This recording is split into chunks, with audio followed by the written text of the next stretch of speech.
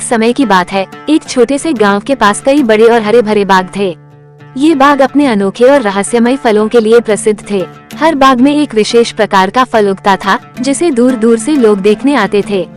ये फल दिखने में बेहद खूबसूरत, रंग बिरंगे और चमकदार थे। किसी ने इन फलों का स्वाद नहीं चखा था, क्योंकि एक रहस्य था, जो भी इन फलों को खाता वो मर जाता था। पहला दृश्य, रहस्यमय फलों का आकर्षण। गांव में एक अफवाह फैल चुकी थी कि इन फलों के पास एक जादुई शक्ति है, जो इंसानों को असीम शक्ति और शक्ति दे सकती है। इस अफवाह के कारण कई लोग इन फलों को चुराने का प्रयास करते थे, लेकिन कोई भी सफल नहीं होता था। इन फलों की रक्षा के लिए बाग के मालिकों ने कई जाल और पहरेदार लगाए हुए थे, ताकि कोई भी इन फलों को चुरा न सके। दूसरा दृश्य, गांव के लोग और उनका लालच। फलों के प्रति लोगों का आकर्षण बढ़ता ही जा रहा था। एक दिन गांव के कुछ लोग मिलकर योजना बनाते हैं कि किसी भी तरह से ये फल उन्हें चाहिए, चाहे इसके लिए उन्हें अपनी जान ही क्यों न दांव पर लगानी पड़े। वे सोचते थे कि अगर वे इस फल को चख लें, तो शायद उन्हें अमरता मिल जाएगी या वो असीम शक्तिशाली हो जाएंगे। पर उन्हें नहीं पता था कि ये फल जहर जैसा खतरनाक है। तीसरा दृश्य, रहस्यमय फल की सच्चाई। लेकिन गांव में एक बूढ़ा आदमी था, जिसे इन फलों के बारे में सारी जानकारी थी।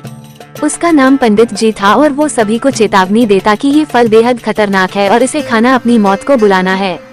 उसने बताया कि ये फल न केवल जहरीला है, बल्कि इसके पास कुछ ऐसी रहस्यमय शक्तियां हैं, जो लोगों के मन में लालच और अंधविश्वास पैदा करती हैं। चौथा दृश्य, एक और रहस्य।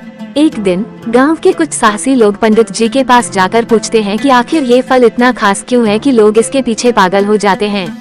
पंडित जी ने बताया कि इस फल की खासियत इसके बीजों में है। यदि इसके बीज को सही तरीके से इस्तेमाल किया जाए, तो इससे एक दवा बनाई जा सकती है जो किसी भी बीमारी को ठीक कर सकती है।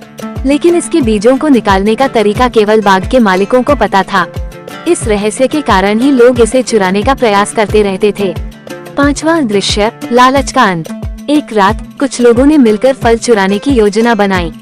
वे छुपते छुपाते बाग में घुसते हैं और फलों को तोड़ने लगते हैं।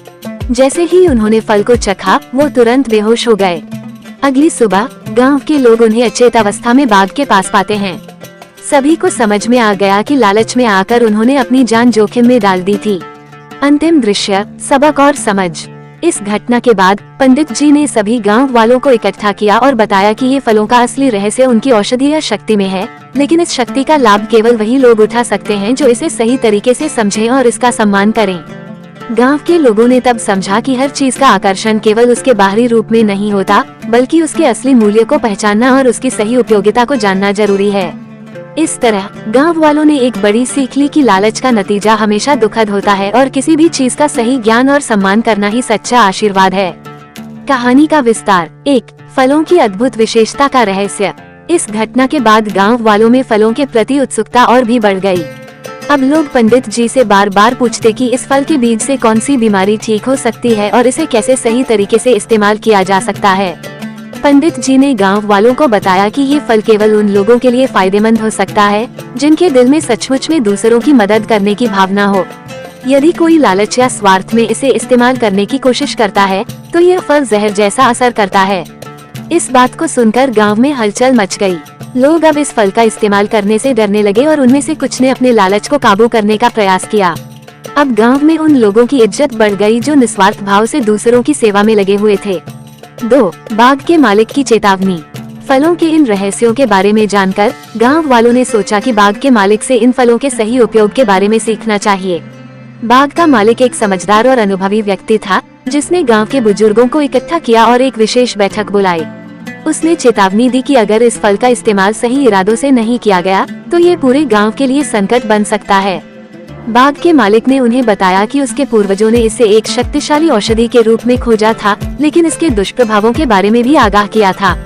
उसने कहा कि जो लोग इसे पाना चाहते हैं, उन्हें पहले खुद को साबित करना होगा कि वे दूसरों की भलाई के लिए इसे उपयोग करेंगे, न कि अपने निजी लाभ के लिए।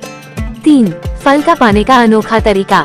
बाग के मालिक ने गांव वालों को एक चुनौती दी।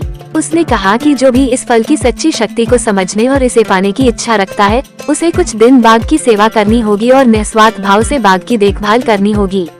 वह देखना चाहता था कि कौन व्यक्ति सच में इस फल का हकदार है।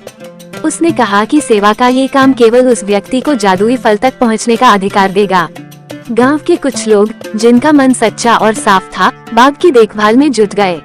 उन्होंने पूरी मेहनत और श्रद्धा से बाग की सेवा की और अपनी निस्वार्थ भावनाओं को साबित किया। धीरे धीरे बाग का मालिक उन्हें एक एक करके उस फल के बीज देने लगा और उन्हें इसे संभालने के बारे में सिखाने लगा। 4. जादुई औषधि का निर्माण। उन बीजों से एक जादुई औषधि बनाई गई, जिससे गांव के कई बीमार लोग ठीक होने लगे। पंडित जी ने उन्हें सिखाया कि इस औषधि का इस्तेमाल केवल जरूरतमंदों के लिए ही करना चाहिए, न कि व्यर्थ में। धीरे धीरे इस औषधि की प्रसिद्धि दूर दूर तक फैल गई और गांव एक विशेष स्थान के रूप में पहचाना जाने लगा। 5. गांव में समृद्धि और खुशी का आगमन। इस जादुई फल और उसकी औषधि ने गांव में समृद्धि और शांति लाई। लोग एक दूसरे की मदद करने लगे और अब हर किसी के मन में फल को चुराने या पाने का लालच नहीं रह गया था। उन्होंने समझ लिया था कि इस फल की असली कीमत निस्वार्थ सेवा और दूसरों की भलाई में है। कहानी का संदेश। गांव में अब लोग इस कहानी को अपने बच्चों को सुनाते हैं और बताते हैं कि कभी भी किसी चीज का गलत तरीके से लालच नहीं करना चाहिए। इस कहानी से सभी ने सीखा कि सच्ची खुशी और शांति निस्वार्थ सेवा और भलाई में ही मिलती है। उस बाग का रहस्यमय फल गांव के लोगों के लिए एक प्रेरणा बन गया कि किसी भी चीज का वास्तविक मूल्य उसकी सही उपयोगिता और उद्देश्य में होता है। इस तरह गांव एकता, सेवा और दूसरों के प्रति निस्वार्थ प्रेम का प्रतीक बन गया और बाग के रहस्यमय फल ने पूरे गांव को एकजुट कर दिया। कहानी का और विस्तार। 6. फल की और बाहरी दुनिया का आकर्षण। गांव में फलों की जादुई औषधि की ख्याति फैलने के बाद आसपास के दूसरे गांव और शहरों के लोग भी इस बाग के रहस्य के बारे में जानने लगे। धीरे धीरे बाहरी लोग गांव में आने लगे और इस फल को पाने की कोशिश करने लगे। ये लोग समझते थे कि इस फल का केवल बाहरी सौंदर्य ही इसका आकर्षण है और शायद यह उन्हें भी शक्तिशाली बना सकता है। गांव के लोगों ने उन्हें पंडित जी और बाग के मालिक से मिलवाया। दोनों ने बाहरी लोगों को समझाने की कोशिश की कि इस फल का सही उपयोग और शक्ति तभी मिलती है जब व्यक्ति का हृदय सच्चा और निस्वार्थ हो।